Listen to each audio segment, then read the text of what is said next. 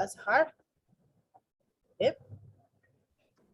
Master's from University of Jordan, Amman, Jordan, and PhD from the School of Oriental and African Studies, SOAS, University of London, United Kingdom. She served at the Ministry of Higher Education Malaysia as the Director of Education Malaysia Division from April 2019 to May 2020. She has held a number of academic administrative posts at the International Islamic University Malaysia, IIUM, Deputy Director for Research and Innovation, Dean of AHAS Kuliah of Islamic Revealed Knowledge and Human Science, Director for Office of Institutional and Academic Quality Management, Deputy Dean for Corporate Strategy and Quality Assurance, Deputy Dean for Postgraduate Studies.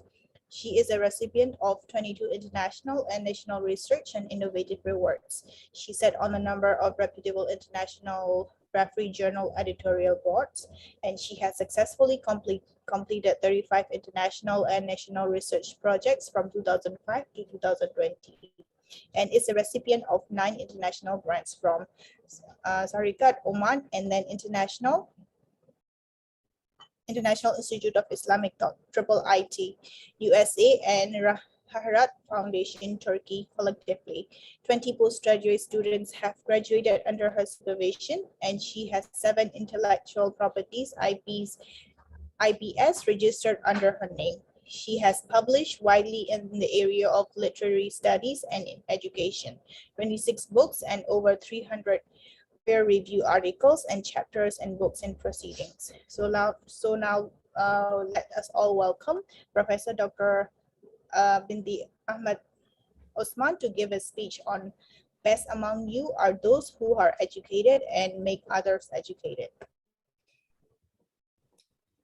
Thank you, Sister MC, and my appreciation and gratitude to my respected colleague, Dr.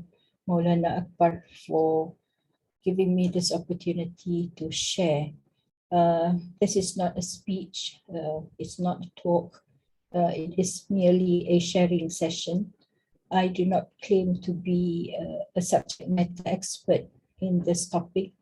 In fact, I have no knowledge whatsoever except for whatever little drops that Allah subhanahu wa ta'ala allows me to share in the following sharing session, inshallah. Bismillahirrahmanirrahim. Alhamdulillahi Rabbil Alameen. Wassalatu wassalamu ala Sayyidina Muhammadin Ashrafil Mursaleen wa ala alihi wa sahbihi ajma'in. Subhanaka la ilma lana illa ma 'allamtana innaka antal alimul hakim.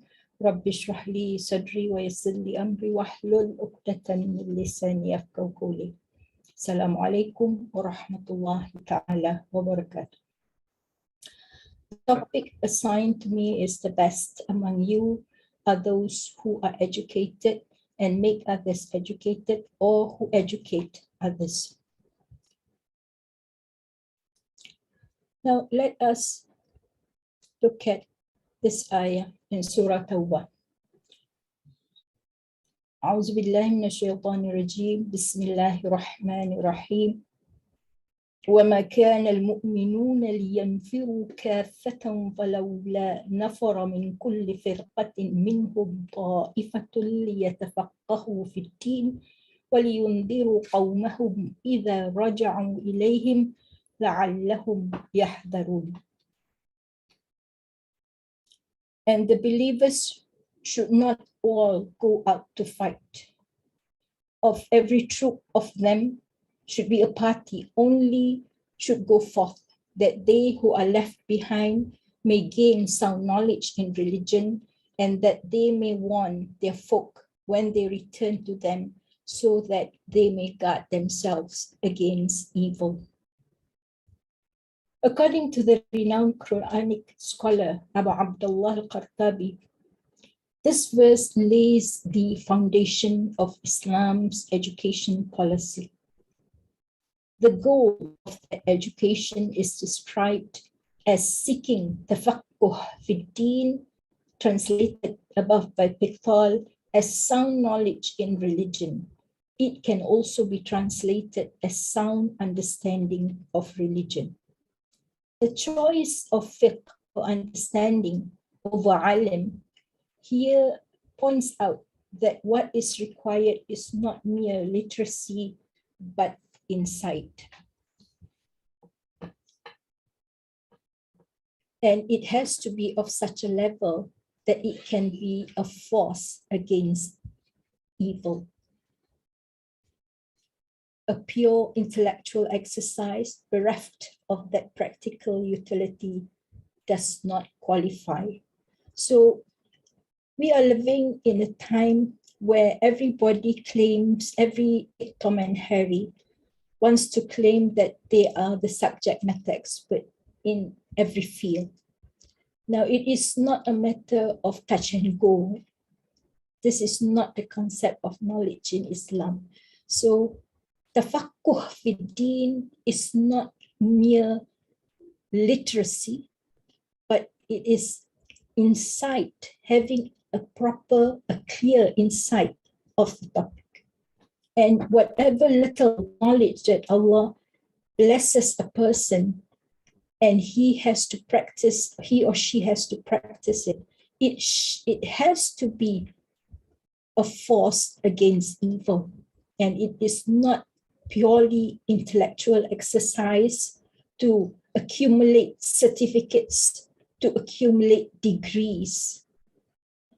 That is not the concept of knowledge in Islam. This message itself is very important, but what is even more important is the context in which this verse in Surah Tawbah was revealed. For it happened after the Tabuk expedition, which saw the largest mobilization of Islamic State under the leadership of Prophet Muhammad ﷺ himself, to face up to one of the two superpowers of that time. Every able-bodied Muslim was called upon to join the jihad. Despite the most adverse circumstances, everyone responded except 10 companions who were reprimanded and later forgiven.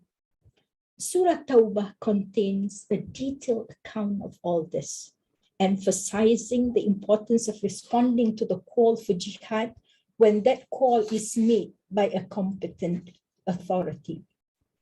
Then this verse hence explains that even jihad should not be the only preoccupation of the Islamic State.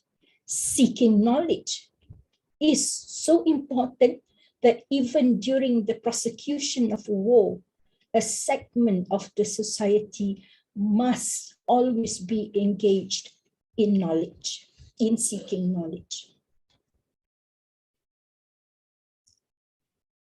Now let us look, in order to understand and comprehend this whole discussion about knowledge, an understanding of the concept of knowledge in Islam should also entail the following discussions: the adab in seeking knowledge, the application, preservation, and dissemination of knowledge, and knowledge and education. Hadith, everyone knows, everyone is quoting it. Talabul ilm faridatun ala kulli Muslim, the obligation of seeking knowledge. Now, let us allow me to share with you this very short video. So everybody has their focus. One time Imam Malik, he was an interesting person. He used to wear the nice clothes. And he used to conduct himself in a very, very, very dignified manner. Not arrogant, but dignified. So one of the people of Zuhd, they wrote him a letter. And Malik, he was known for Zuhd in what? In his akhlaq. Abdurrahman bin Qasim, I heard last week a narration, also another narration of one of the students of Malik, given by Imam Sha'rani. He said that Abdurrahman bin Qasim, he said, I studied 20 years with Imam Malik, 18 years I studied adab. And 2 years I took knowledge. 18 years of adab. So Malik, his zuhd is in his akhlaq, his behavior, how he deals with people. And one day a man, he sent Imam Malik a letter. And he said, you know, you're not zahid enough. You need to wear shabby clothes, should fast more, you should pray in the night. You're too busy teaching and learning. SubhanAllah, Imam Malik, radiallahu anhu, he responded to him in a beautiful letter, which all the jama'ah in Islamic work, they should read this letter. He wrote back to him and said what? He said, first of all, Jazakallah khair. But, he said, Allah subhanahu wa ta'ala, He has distributed actions amongst His servants like He distributed rain. Some servants, they got the risk of what? Zuhd. Some servants of Allah, they got the risk of knowledge, the provision of knowledge. Some of the servants of Allah, they got the provision of jihad, like Khalid bin Walid.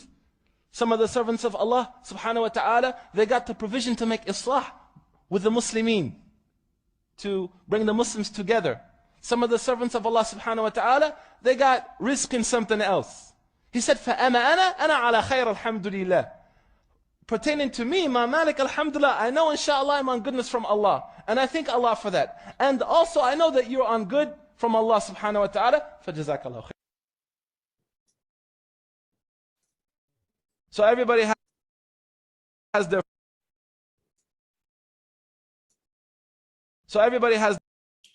Okay. Now, having what was discussed and it deliberated by the scholar in the previous video, we know that there is in Islam, when we talk about the concept of knowledge, there is the outward adab of knowledge, which needs to be emphasized and addressed. So as students, as people in the path of seeking knowledge, there is something that we need to familiarize ourselves, make it a habit, which is repeat and review. What do we repeat and review? Key concepts, conditions, and integrals, because if you understand these clearly, you understand what you are studying. So never, ever, ever, my dear beloved students, brothers and sisters, never, ever, ever learn for the sake of passing the examination only, or for the sake of just merely understanding in order for you to be able to respond to a question. Because it is integral that you understand this clearly. And it is integral for you to understand what you are being taught and what you are studying. Always take notes. We are not Imam Shafi'i whereby we can memorize immediately. We have a brain that records. No.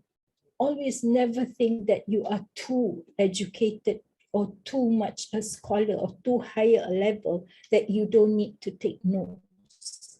A seeker of knowledge is called a seeker because they are an active participant in learning. The term seeker means that you are the one who is searching.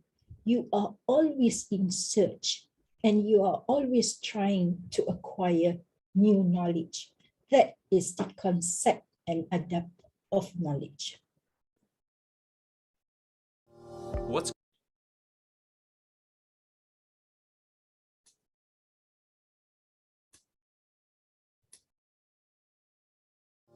What's going on in the brain when you learn? In order to learn anything, whether it's math, a foreign language, guitar, or how to dribble a basketball, you need to create and strengthen pathways in your brain. Think about shooting a free throw. Know that feeling when you've got it down and don't even have to think about it? That's muscle memory. Here's the thing. Muscle memory lives in the brain, not the muscles. Your brain controls everything your muscles do, and it does this by activating specific neural pathways for each and every movement. These are functional pathways, neurons working together to achieve a goal. Say you're learning how to shoot a free throw. If it's your first time doing it, you don't yet have a pathway for that movement in your brain. You need to create it. Let's use an analogy to look at what's happening in the brain during this time. When you're first learning, your brain is like a forest full of trees and dense foliage, with no clear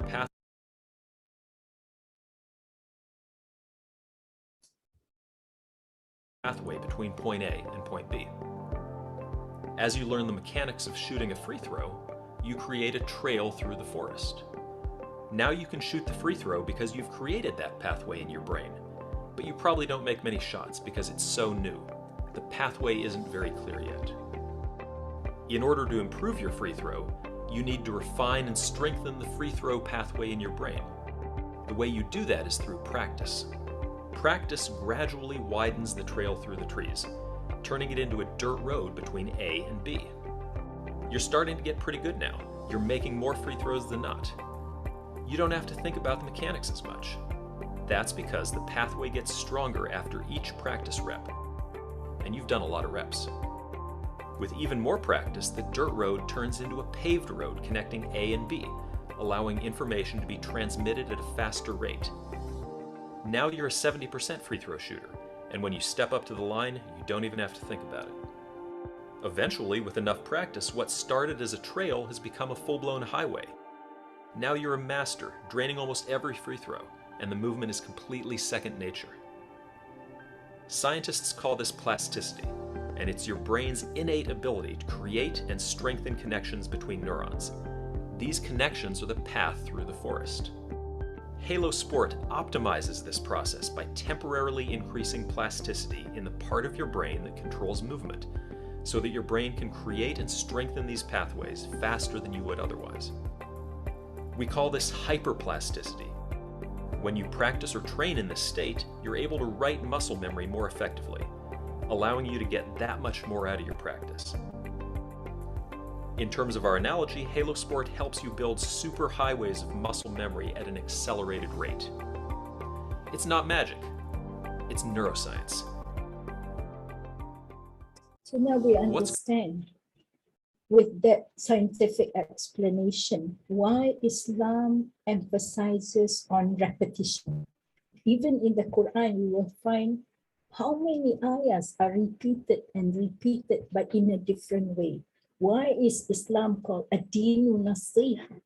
Why do we need to always be in this process of reminding each other? That was the scientific explanation. Because the more you repeat and review, then something happens to your brain, as exhibited in the previous video. Now, in another hadith, it's stated, قال رسول الله صلى الله عليه وسلم العلم ميراث النبوة أي إن العلماء ورثة الأنبياء وإن الأنبياء لم يورثوا دينارا ولا درهما وإنما ورثوا العلم ومن أخذه أخذ بخط وافر. Most of us are familiar with the hadith reported by Anas radiallahu anhu. To acquire knowledge is the duty of every Muslim man and woman. طلب العلم فريضة على كل مسلم. But what kind of knowledge does this hadith refer to? The same as is meant in this hadith. The scholars are heirs of the prophets. إن العلماء ورثة الأنبياء. The prophets do not leave behind an inheritance of gold and silver. They leave behind the inheritance of knowledge. Now, whoever acquired knowledge has actually acquired a lot of wealth. ومن أخذه أخذ بخط وافر. Does that mean that every individual Muslim must also become a religious scholar? Is that what is supposed to be understood and is indicated in the previous hadith? Not at all. What is meant is what is required of an individual is only sufficient knowledge that can enable him or her to carry out their religious obligations. وَمَا خَلَقْتُ الْجِنَّ وَالْإِنسَ إِلَّا لِيَعْبُدُونَ. As a minimum, every Muslim must learn the articles of faith and what they really mean. He or she must also learn the laws and teachings of Sharia as Sharia relates to life. And the basic rule is that accompanying every religious duty is another duty to learn about the requirements of that duty. Hence, it is our duty to learn Sharia teachings about Salat, fasting, Hajj, Zakat, But for a businessman, it is a religious duty to learn Islam's teachings about economics and halal and haram transactions. For a person getting ready to get married, on the other hand, it is his or her religious duty to learn Islamic teachings about marriage and spousal rights and responsibilities, and so on and so forth. Similarly, some spiritual knowledge is part of this required Islamic course. One must learn about the nature and forms of arrogance so it could be avoided. Similarly, rage, jealousy, malice. One must learn about desirable spiritual qualities like humbleness, patience, and gratitude.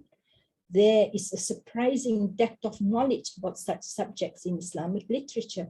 And although they may not seem to be important subjects for serious studies, one can actually recount innumerable cases where Islamic communities have been damaged beyond repair by highly educated people who were uneducated in these subjects.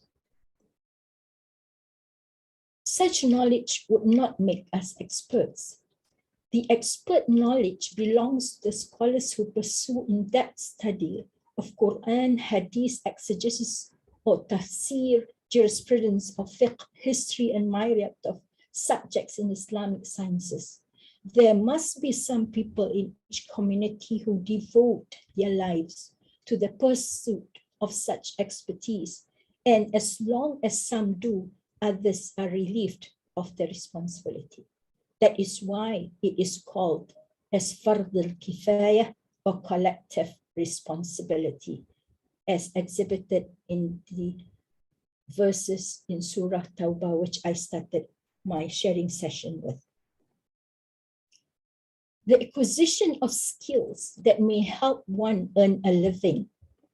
The real focus of nearly all education that goes on these days falls in the category of mubah, or permissible. Here one has wide latitude from a religious point of view. One can choose any profession as long as it does not fall in the category of prohibited activities and get needed education to earn a living from that profession. Similarly, one may pursue studies to satisfy one's curiosity. It is obvious that people will differ greatly in their abilities and inclinations in this area, and that is accommodated by the Sharia. It generally does not force or restrict this pursuit.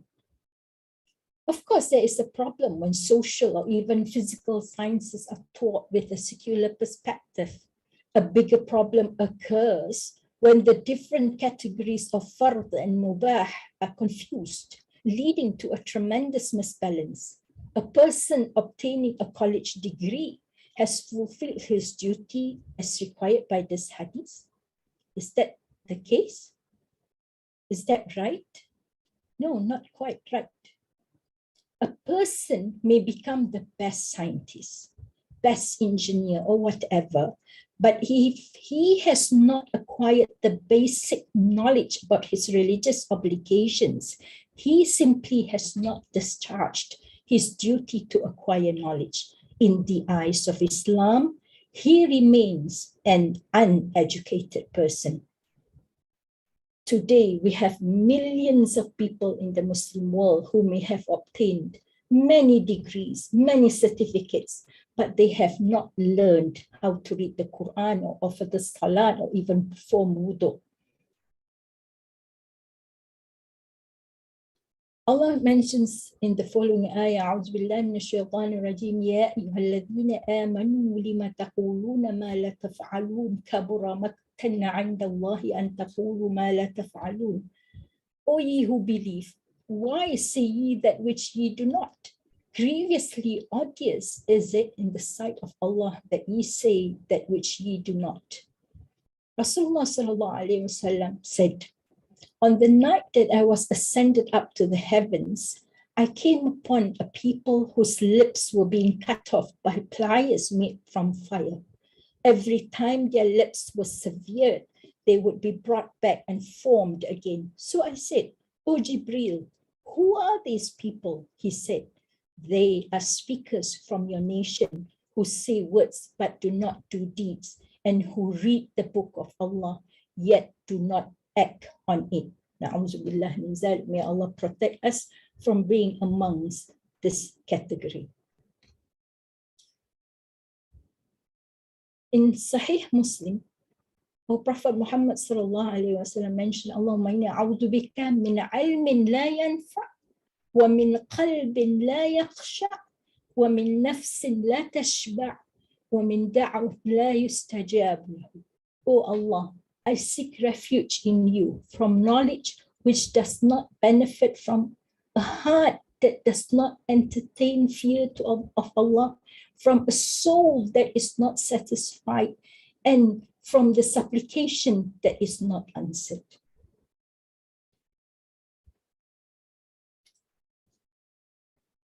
In another ayah, Allah subhanahu wa ta'ala mentions, A'udhu billahi minash shaitanir rajim, Inna nahnu nazzalna dhikr wa inna lahu lahafizun. Surely we have revealed this reminder, Quran, and we will surely preserve it ourselves.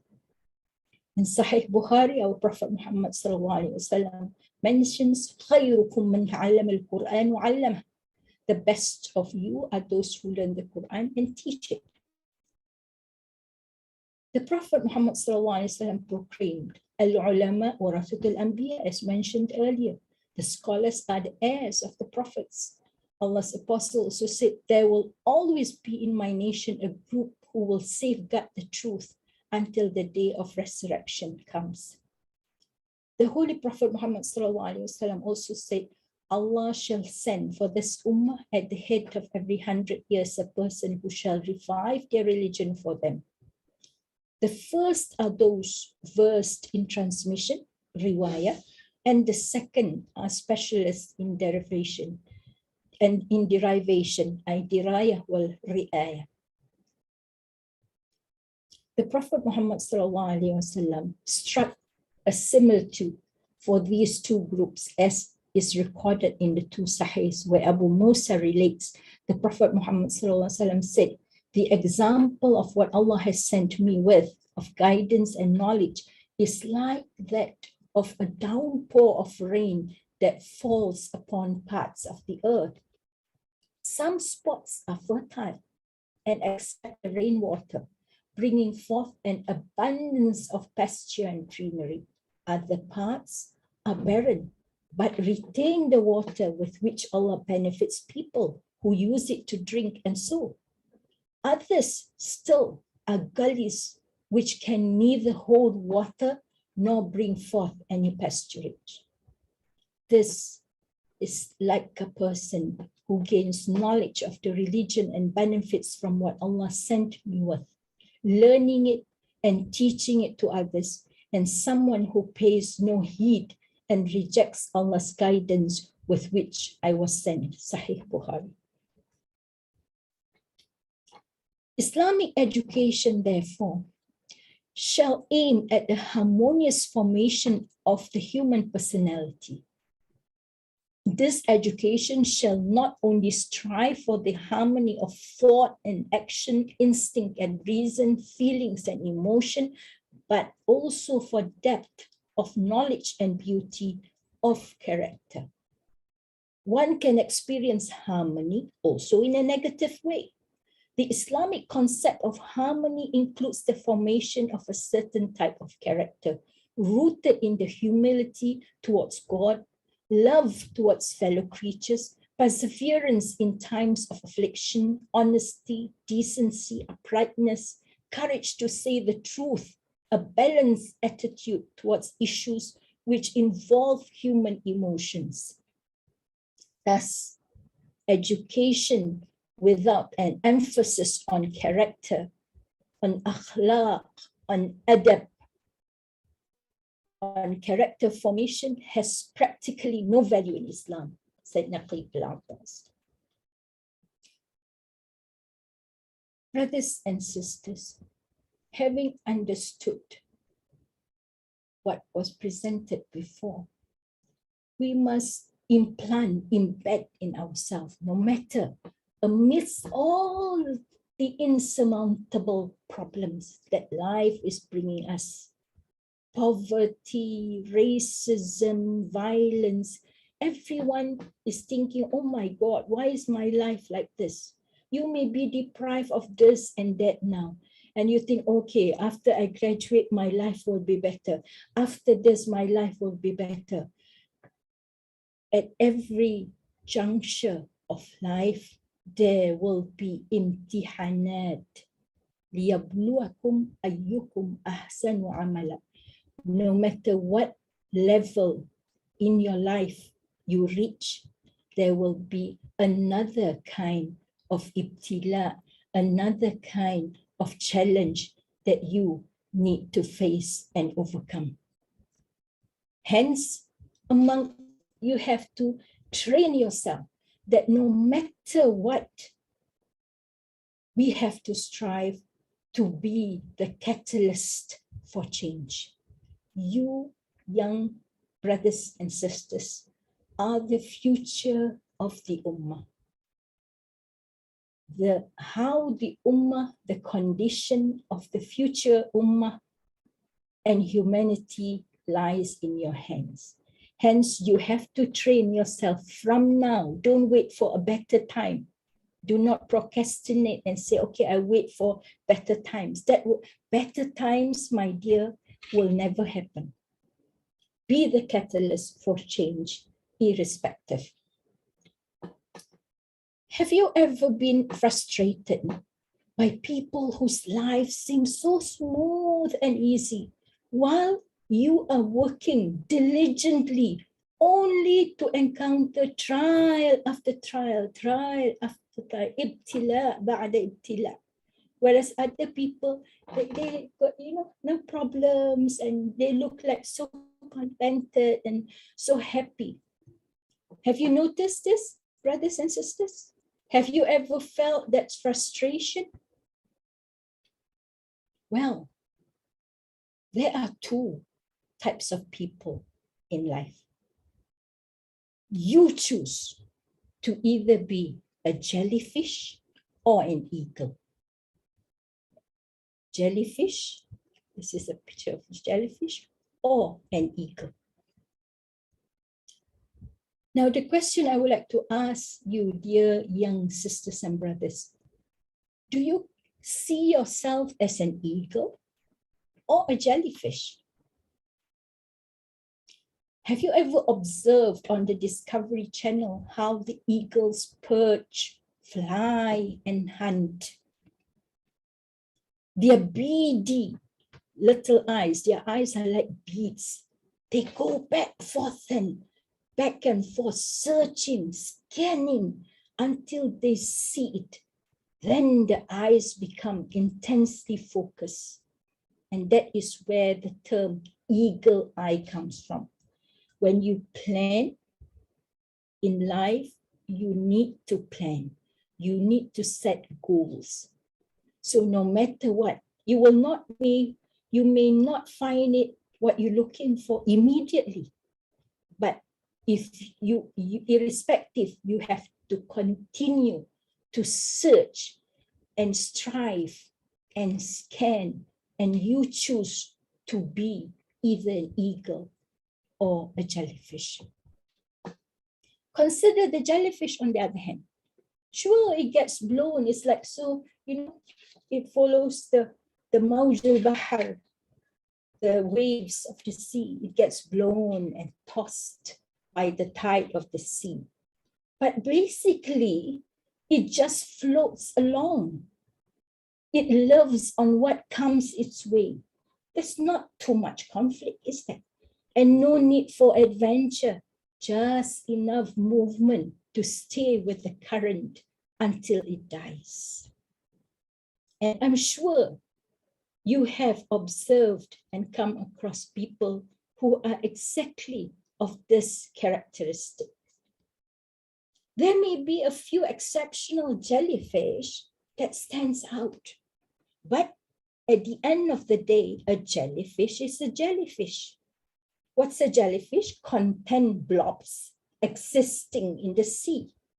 For a jellyfish, there is nothing wrong with that. Nothing else is expected of a jellyfish. That's how they were created. But now let's consider the eagle. Food doesn't just come bobbing by for the eagle. It has to get it every day. How many times? Have you ever watched how many times an eagle will die for its dinner? Relentless. For goodness sakes, on the first day of flight school, the baby eagle, how does the mother teach the baby eagle to be like her, to be relentless? On the first day of flight school, the baby eagle is dropped out of the nest. From that high perch is dropped by so that the baby is forced to learn how to survive and how to fly. While they have an incredible view from the top of the world, they often perch alone because of their choice for higher living. So my dear beloved sisters, young sisters and brothers, in the pursuit of truth, in the pursuit of what really matters, it is very often you will find yourself alone. And that is natural. But at the end of the day, you know that you are on the path of truth. The trials and difficulties of the eagle are what breed the character we admire. What are they? Courage, vigor, freedom. Nothing is abnormal about the challenging adventure they live. And that's an eagle's life. Nothing less should be expected.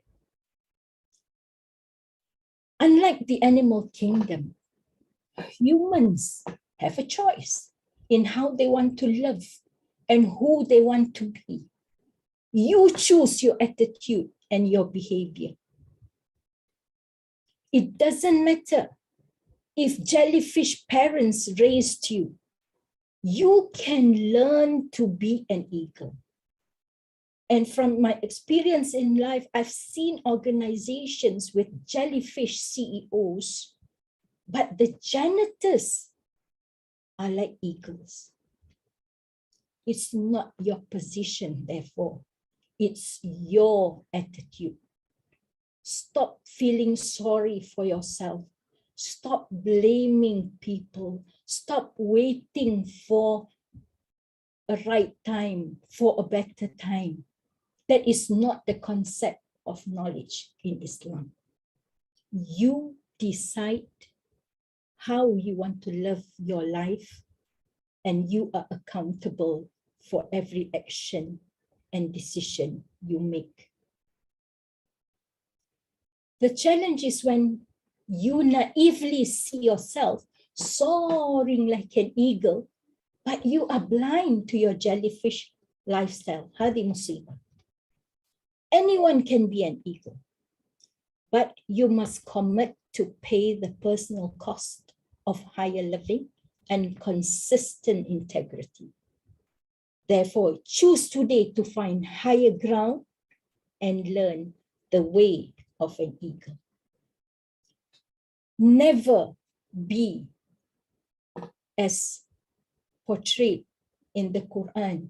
Allah subhanahu wa ta'ala mentions, أعوذ بالله من الشيطان الرجيم مثل الذين حملوا التوراة ثم لم يحملوها كمثل الحمار يحمل أسفارا بئس مثل القوم الذين كذبوا بآيات الله والله لا يهدي القوم الظالمين.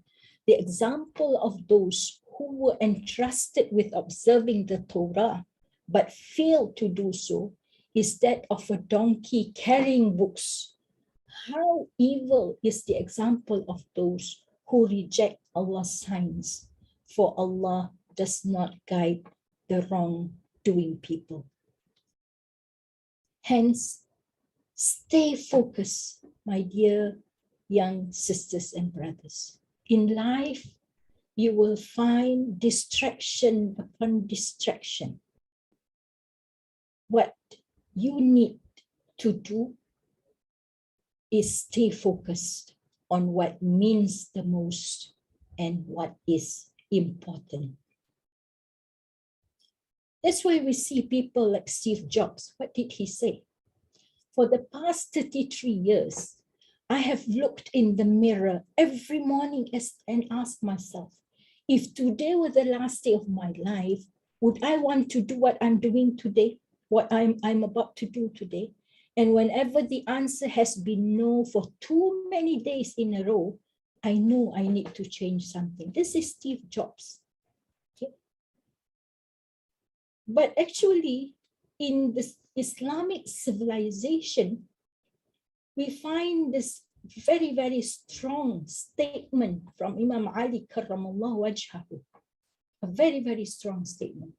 Man tasawa yawmahu fahuwa maghbunun.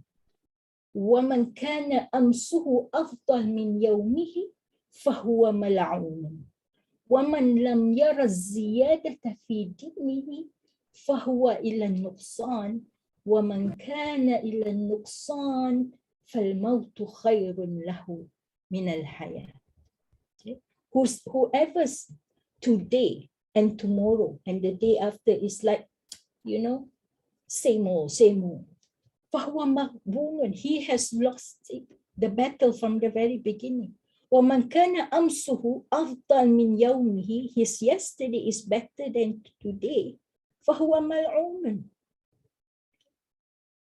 وَمَنْ لَمْ يَرَ الزِّيَادَةَ فِي دِينِهِ فَهُوَ إِلَى النُّقْصَانِ, and whoever does not try to strive and does not see an increase in his deen, tafakkuh fi deen, فهو إلى النقصان.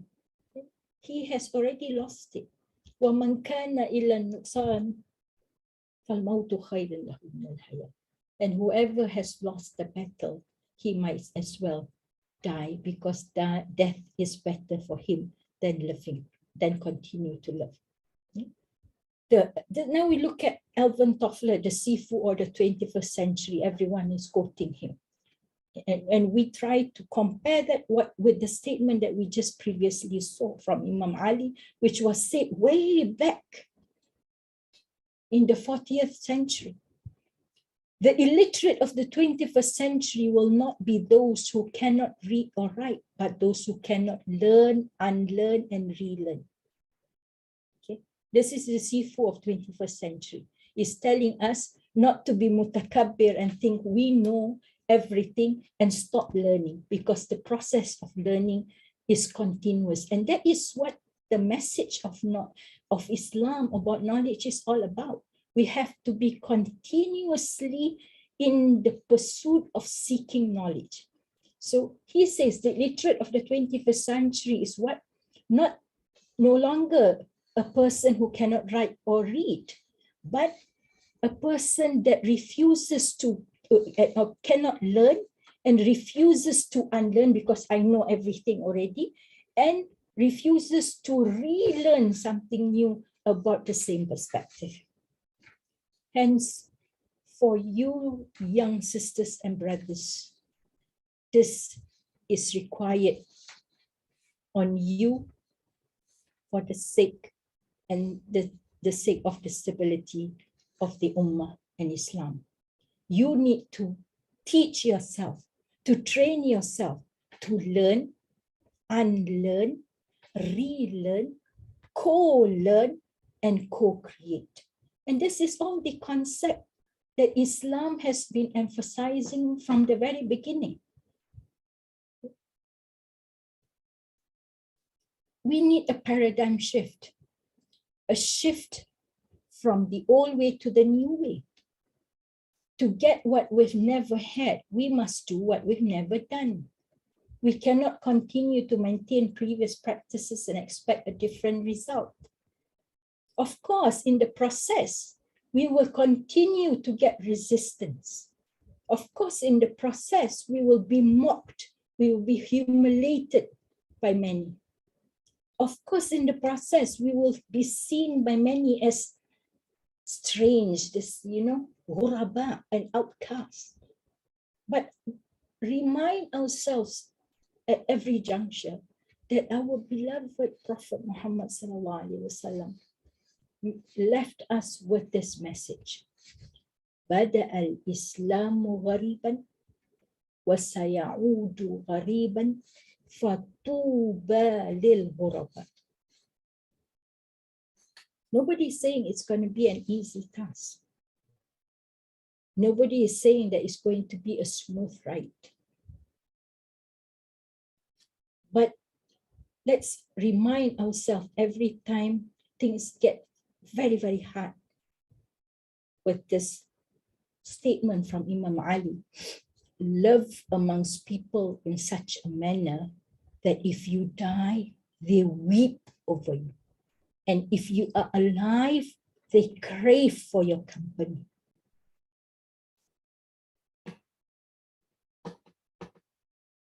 Imam Shafi'i says, نعيب زماننا والعيب فينا وما لزماننا عيب سوانا ونهج ذا الزمان بغير ذنب ولو نطق الزمان لهجانا وليس الذئب يأكل لحم ذئب ويأكل بعضنا بعضا عيانا.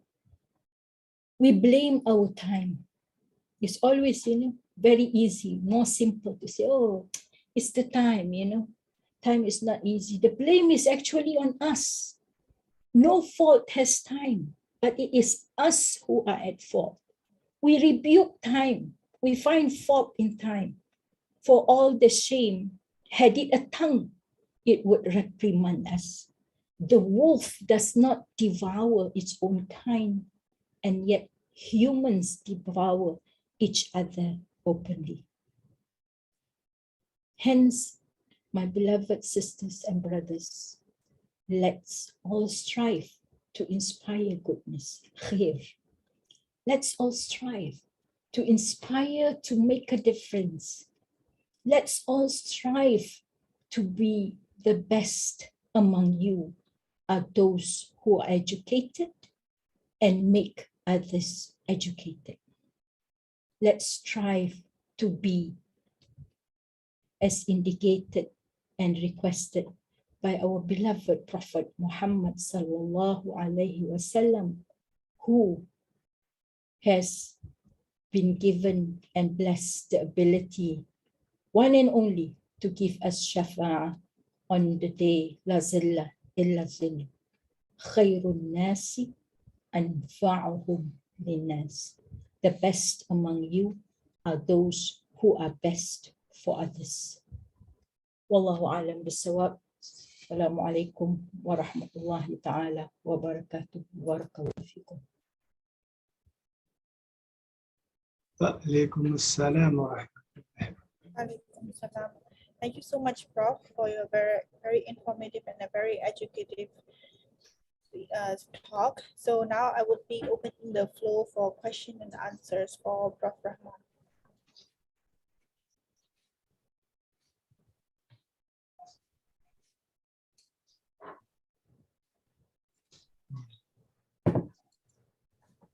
We're opening the floor to the students to have questions for Prof. Rahman.